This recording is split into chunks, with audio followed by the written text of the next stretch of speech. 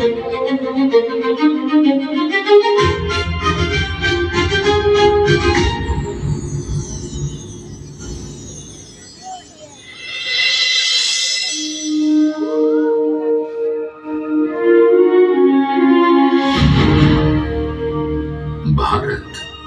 एक बहुत विशाल देश है। उसकी मिट्टी में हजारों वर्ष की सभ्यता है।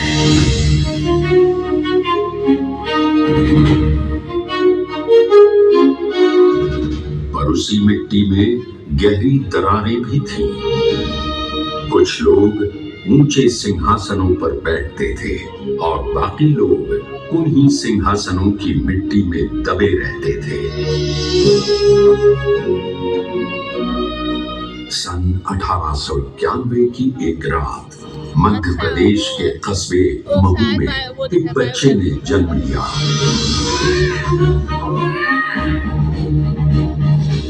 कोई ढोल नहीं बजे, कोई शुभ दर्शन नहीं हुआ, कोई जाति पुरोहित नहीं आया ये कहने कि ये बालक भविष्य में महान बनेगा।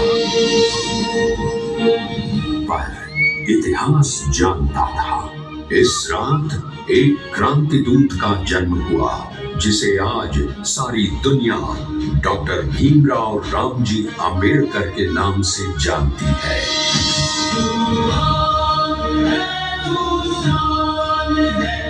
तुमसे हमारा मान है, तुमसे हमारा संविधान अधिकारों का आधार है।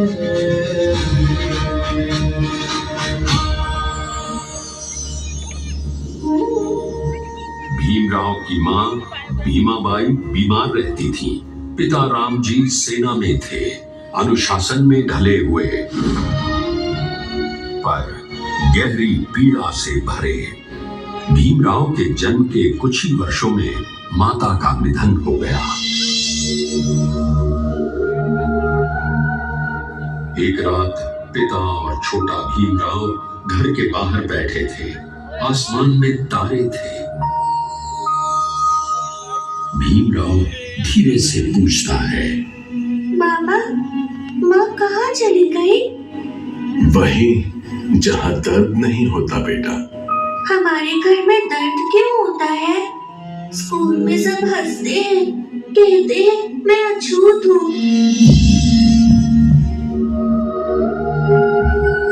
अछूत क्या होता है बाबा? रामजी के लिए ये उत्तर आसान नहीं था। वे चुप रहे, फिर धीरे से बोले, अछूत, ये शब्द दुनिया ने बनाया है बेटे, भगवान ने नहीं। लोग मानते हैं कि कुछ लोग छूने से भी गंदे हो जाते हैं, पर याद रखना, गंदगी शरीर में नहीं, सोच में होती है। तो मैं गलत नहीं हूँ, दुनिया गलत है। तुम बिल्कुल गलत नहीं। एक दिन तुम भी बताओगे दुनिया को कि इंसान क्या होता है।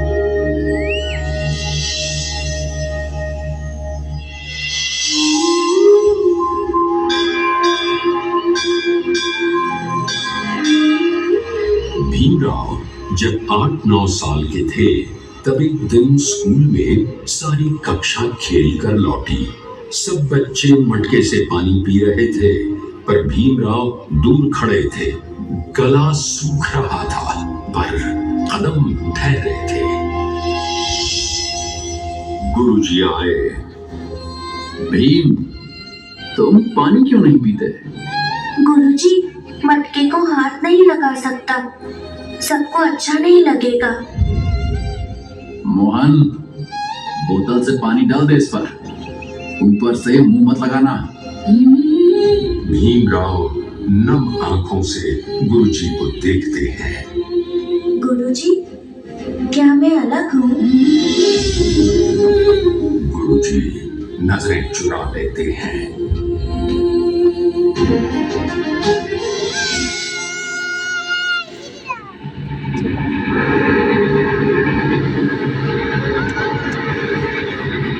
एक बार पिता सरकारी काम से दूर गांव जा रहे थे। भीमराव और उनके भाई भी साथ थे। ट्रेन रात को एक छोटे स्टेशन पर रुकी। वहां से आगे जाने के लिए घोड़ा गाड़ी ही एकमात्र साधन था।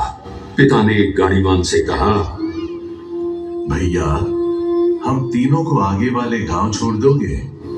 गाड़ीवान ने परिवार को देखा, उनकी जाति पहचान ली, मुंह बना के बोला, मेरी गाड़ी, तुम लोग बैठ जाओगे तो अपवित्र हो जाएगी।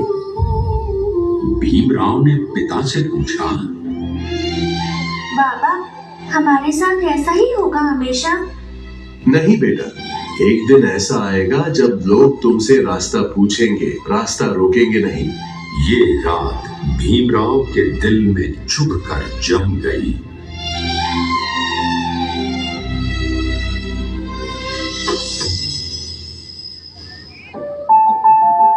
एक शाम स्कूल से लौटते हुए भीमराव अकेले रास्ते पर चल रहे थे। आसमान में बादल थे। अचानक बारिश शुरू हो गई। भीमराव एक पेड़ के नीचे बैठकर अपने बैग और किताबों को भीगने से बचाने लगे। वे आकाश की ओर देखते हैं। भगवान, अगर मैं इतना बुरा हूँ तो मुझे इतना सोचने की ताकत क्यों दी? अगर मैं छोटा हूँ तो मेरे सवाल इतने बड़े क्यों हैं? हवा में सिर्फ बारिश की आवाज थी। कोई जवाब नहीं आया, पर भीतर एक आवाज उठी। मैं बदलूंगा, मैं बहुत कुछ बदलूंगा। और ये संकल्प आने वाले वर्षों की दिशा बन गया। भीमराव अब उम्र में आगे बढ़ रहे थे, पर उनके मन में बचपन की चोटें अभी भी कच्ची थीं। वे जान चुके थे कि इस समाज के रास्ते सामान्य लोगों के लिए आसान नहीं है और उनके लिए लगभग बंद। लेकिन उन्होंने वही किया जो कमजोर मनुष्य शायद सोच भी ना सके। उन्होंने लड़ाई का मैदान चुना, किताबें। भीम, इतना क्यों पढ़ते हो बेटा? बाकी बच्चे शाम को खेल रहे हैं। बाबा, मैं खेल सकता हूँ, पर खेल कर क्या मिलेगा? पढ़कर शायद मैं बदल सकता हूँ वो सब जो मुझे चोट देता है। भीम फिर किताबों में खो गया।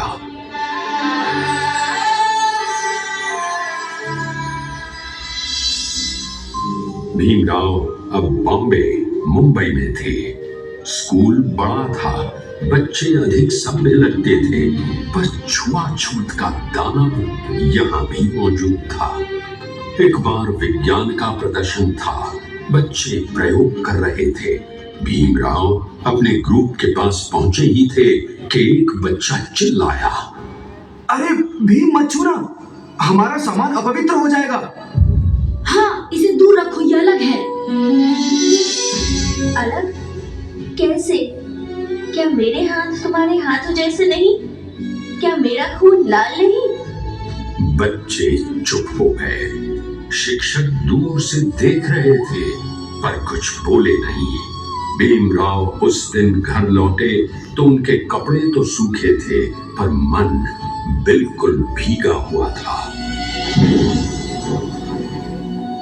पर उसी स्कूल में एक शिक्षक थे, कृष्ण काशीबा। उन्होंने भीमराव को बुलाया। भीम, आज तुम्हारी आंखें बुझी बुझी क्यों हैं? भीमराव ने पहले चुप्पी साधी, फिर टूट पड़े।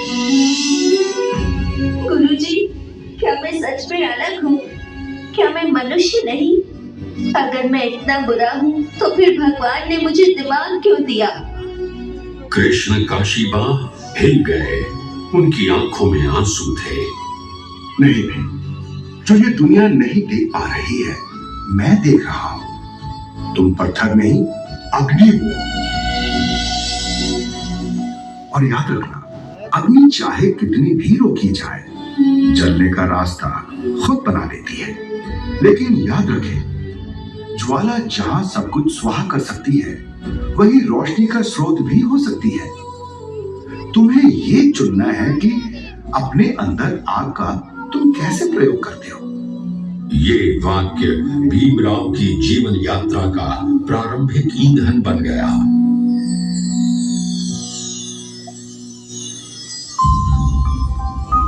पिता ने देखा। भीम, सो क्यों नहीं जाते? बाबा, एक बात बताऊं? हाँ बेटा, बताओ। सब कहते हैं ये समाज बदल नहीं सकता, पर बाबा, क्या कोई मनुष्य अपने विचार बदल नहीं सकता? बेटा, अगर कोई बदल सकता है तो तुम। मैं बस यही विश्वास लेकर जीता हूं। समय बीतता गया। भीमराव की पढ़ाई देखकर कई उच्च अधिकारियों का ध्यान उन पर गया। एक दिन घर में डाक आई। भीम बेटा, तुम्हें कोलंबिया यूनिवर्सिटी में पढ़ने का अवसर मिला है, अमेरिका में। बाबा, क्या मैं सच में जाऊं? हाँ बेटा, और जितनी चोटें तुम्हें मिली है उन सबको किताबों में दबा देना। वो रात भीमराव के जीवन की सबसे लंबी, सबसे चमकीली रात थी, क्योंकि पहली बार उन्हें लगा कि उनका भविष्य कहीं दूर चमक रहा है।